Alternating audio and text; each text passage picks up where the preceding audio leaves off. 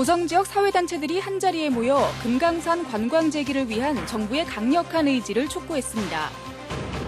플라이 강원 제주 노선이 첫 취항하고 중국 전세기가 사드 마찰 이후 다시 운항하는 등 양양국제공항이 모처럼 활기를 띨 전망입니다. 일본인 검사의 수사 기록에 양양 만세운동이 포함된 것에 영동 지역 독립운동가 후손들이 큰 관심을 보이고 있습니다. 태풍 미탁으로 피해를 입은 공공시설이 근본 원인을 찾아 해결하는 방식으로 대폭 개량 복구됩니다. 안녕하십니까. 뉴스데스크 강원입니다. 북한 김정은 위원장이 최근 금강산 남측 시설 철거를 요구하는 등 금강산 관광 재개를 위한 대내외 여건이 불확실해지고 있습니다. 고성 지역에서는 금강산 관광 재개를 위한 정부의 강력한 의지를 촉구하는 목소리가 커지고 있습니다. 김형호 기자가 보도합니다. 열려라 금강산! 열려라 금강산! 고성 지역 20여 개 사회단체 대표들이 고성군청에 모였습니다. 올해 안에 금강산 관광 재개를 기대해왔는데 지난달 금강산 내 남측 시설 철거라는 복병까지 나타나 해결의 실마리를 찾지 못하고 있기 때문입니다. 사회단체 대표들은 관광 재개를 촉구하는 결의문을 발표하고 올해 안에 관광이 재개될 수 있도록 정부를 압박하기로 했습니다. 북측에 지금 압박 카드가 지금 나와 있고 이제 한 2달 남았는데 여기를 놓치면은 그런 오랜만에 기다렸던 그런 일들이 하루아침에 물거품이 될까 봐 저희들이 빨리 정부에 앞장설 수 있게. 고성군도 조바심이 나기는 마찬가지입니다. 지난해부터 금강산 관광 재개 준비단을 구성해 최근에는 현대 아산 측과 체류형 관광 상품과 동해 관광 공동특구 개발 등을 협의했습니다. 통일 전망대와 화진포 일대 관광 개발 사업이 금강산과 연계되지 못하면 시너지 효과가 떨어질 수 있어 걱정입니다. DMZ뿐만 아니라 화진포, 건봉사 또 지역에 있는 관광 이런 건 금강산 관광과 연계되면 고성군에서는 더 좋은 시너지 효과가 발생되겠죠. 금강산 관광이 시작된 지 21주년이 되는 이달 18일에는 통일 전망대 일원에서 금강산 관광 재개를 염원하는 평화회의가 열립니다. MBC 뉴스 김영호입니다. 양양국제공항을 모 기지로 하는 플라이 강원이 오는 22일 제주 노선을 첫 취항합니다. 다음 달에는 국제선 타이페이 노선 취항도 계획하고 있는데 중국 항공사의 전세기 노선도 양양공항에 들어올 예정이어서 모처럼 공항이 활기를 찾을 것으로 기대됩니다. 박은지 기자입니다. 플라이 강원의 국내선 첫 취항지는 제주도입니다. 오는 22일 첫 비행기가 양양을 출발해 제주도로 떠납니다. 홈페이지에는 운임이 고시됐고 예약은 20일부터 가능합니다. 요일별로 차이는 있지만 매일 오전과 오후 2차례 운항하고 유류 할증료와 공항 이용료를 제외한 운임은 최저 6만 3천 원에서 최대 10만 1천 원 선으로 공시됐습니다. 현재 운영 중인 코리아 익스프레스에어 제주 노선보다 상대적으로 저렴한 데다 강원 도민 할인에 취항 한 달간은 특가 행사도 진행할 예정입니다.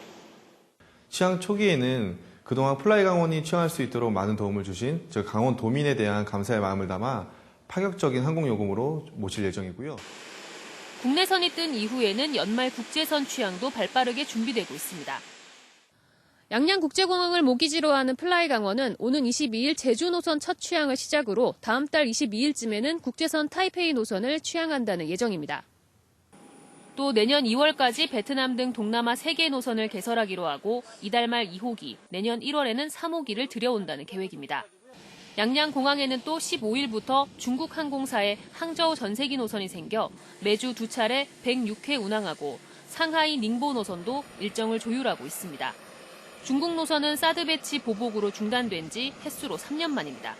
11월 15일 날 중국 항저우에서 그 양양공항으로 이제 그 전세기 한 편이 들어오게 돼 있습니다. 그리고 나머지는 이제 계속 추진 중에 있고 이제 노력을 하고 있는 중입니다. 양양국제공항이 신생 항공사의 출범과 중국 전세기 재개에 힘입어 활기를 띨 것으로 기대되고 있습니다. MBC 뉴스 박은지입니다. 3.1운동 당시 함흥지방법원에 근무하던 일본인 검사의 수사 기록에는 양양 지역 만세운동 기록이 포함되어 있습니다. 영동 지역 3.1운동 독립운동가 후손들은 큰 관심을 보이고 있습니다. 김인성 기자입니다. 최근중 광복회 강원영동 북부연합회장은 강릉에서 3일 만세운동을 주도한 최선재 선생의 손자입니다. 지난 1978년부터 14년 동안 전국을 뒤져도 할아버지의 만세운동 관련 자료를 못 찾았지만 당시의 매일신보 기사를 통해 뒤늦게 할아버지의 서훈을 받을 수 있었습니다. 문서보존 기록소 가도 함흥이 있는 건 넣어서 못 찾는다 하는데 뭘 어떻게 찾느냐 하고 얘기를 했더니 그때 당시에 신문이 있으니까 한번 찾아보십시오. 1919년 4월 양양군 현북면 기사문리 만세운동은 사망자만 9명이 나올 정도로 치열하게 전개됐습니다. 엄청 큰 사건이었지만 당시 만세운동을 주도한 사람들이 모두 독립운동가 서훈을 받은 건 아닙니다. 3일 만세운동 당시 이곳 양양 만세고개에서 죽거나 다친 20명 가운데 독립유공자 서훈을 받은 사람은 5명에 불과합니다. 만세운동으로 투옥된 수형 기록, 재판 결과가 담긴 판결문, 고신문에 실린 기사 등 독립운동 행적을 문서로 입증해야 하는 과정이 쉽지 않기 때문입니다.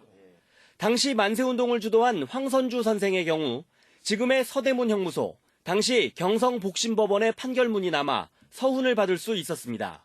자료가 없어가지고 좀 고통스러운데 일본, 북한, 중국 어느 지역에 가서 그 자료를 확보해 가서는 그 억울한 사람들 후손들의 명예회복을 빨리 좀 시켜줬으면 좋겠습니다.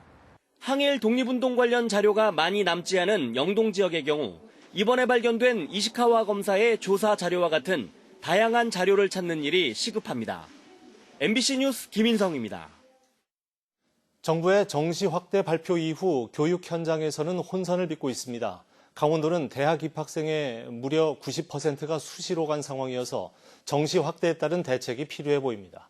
허주희 기자입니다. 2022년 정시 비중 확대가 처음 적용될 것으로 예상되는 고1 학생들. 수시를 준비하던 학생들은 정시까지 공부해야 하는 상황이 됐다며 걱정하고 있습니다.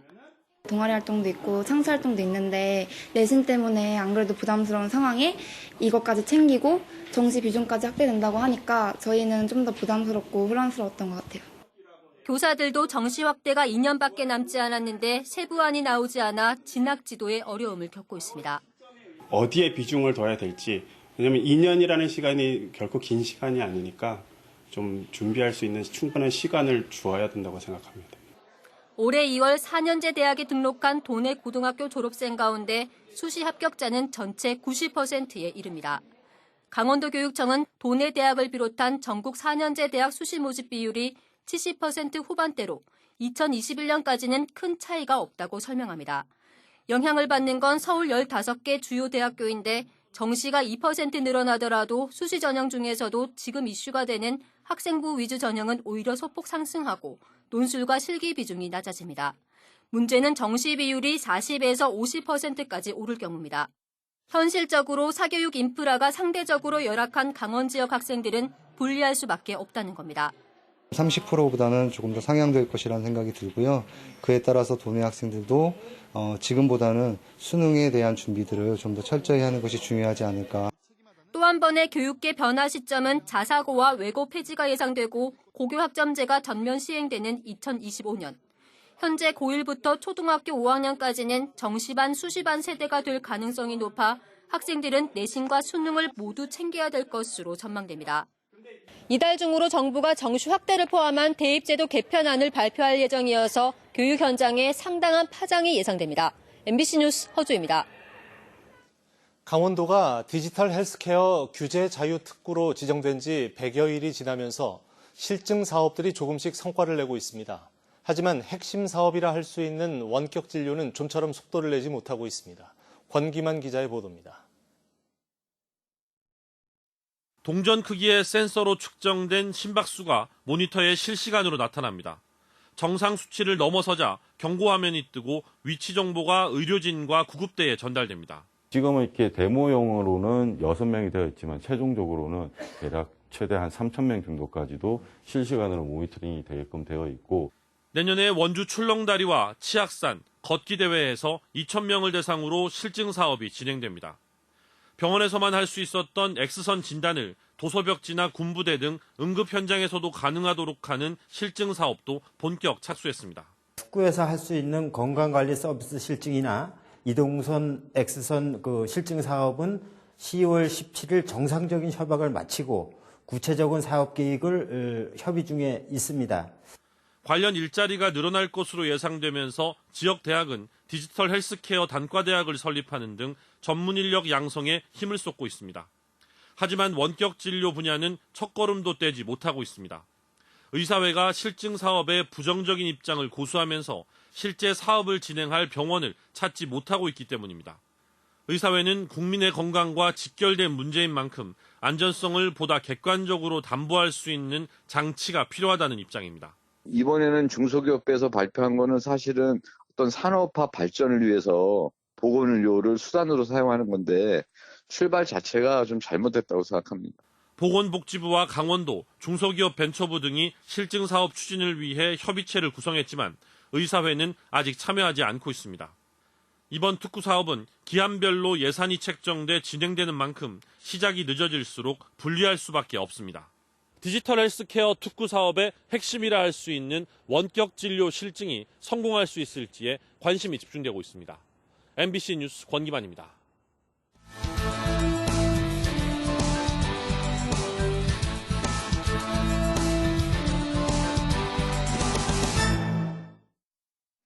태풍 미탁으로 피해를 입은 공공시설이 대폭 개량 복구됩니다.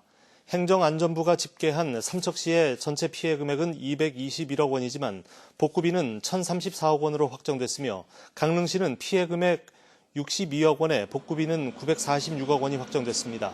지자체 관계자들은 피해 시설을 원상 복구하는 수준이 아니고 근본 원인을 파악해 복구하는 개량 복구가 추진되기 때문에 피해 금액보다 복구 사업비가 훨씬 많다고 설명했습니다. 오는 8일 개막하는 제1회 강릉국제영화제에 강릉 출신 배우를 포함해 많은 배우가 참가할 예정입니다. 강릉국제영화제 조직위원회에 따르면 강릉 출신 김서형 배우가 개막식 사회 역할인 오프닝 호스트를 맡고 역시 강릉 출신인 배우 김래원 씨는 자문위원 자격으로 개막식 레드카펫을 밟을 예정입니다. 개막식 레드카펫 행사에는 개막작 감쪽 같은 그녀의 주연 배우 남은희, 김수환 씨를 포함해 문소리, 오지호, 연우진, 예지원 등 유명 배우들이 참석할 예정입니다. 제4대 강릉 원주대학교 총장 임용 후보자 추천 선거가 내일 치러집니다. 선거에는 반선섭 직전 총장과 정강현 생명화학공학과 교수, 왕보현 전자공학과 교수 등 3명이 입후보한 가운데 내일 오전 10시부터 12시까지 교수와 교직원, 학생, 조교 등이 모두 참여하는 직선제 선거가 실시됩니다.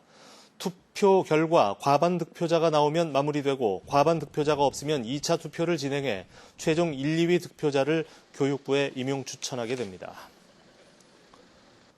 고성군이 동절기를 앞두고 산불 피해 이재민들이 거주하는 임시조립주택을 점검합니다. 고성군은 이달 동안 컨테이너 주택의 난방과 전기시설, 상하수도 등을 일제 점검해 시정 조치 사항이 발견되면 보수 보강을 실시할 계획입니다. 지난 4월 산불로 고성군에서는 506세대의 이재민이 발생했으며 250세대가 285동의 임시주택에서 거주하고 있습니다. 북한 수역에 입어하는 중국 어선이 늘면서 국내 오징어 어획량은 줄고 중국산 오징어 수입량은 늘어나는 것으로 나타났습니다. 강석호 의원이 한국해양수산개발원에서 받은 자료에 따르면 지난 2014년 16만 3,800여 톤이던 국내 오징어 어획량은 지난해 4분의 1 수준인 4만 6천여 톤으로 급감했습니다. 반면 중국산 오징어의 수입량은 지난 2014년 8,800여 톤에서 지난해 6만 9천여 톤으로 늘었습니다.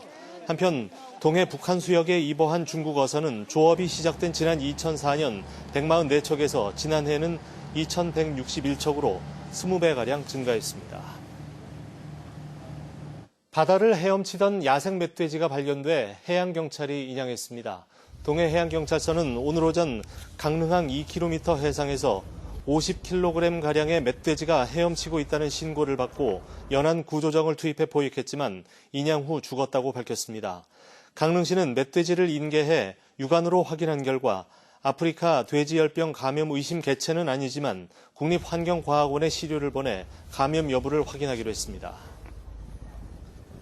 김장철을 맞아 식약처가 김장재료 위생관리 실태를 집중 점검합니다.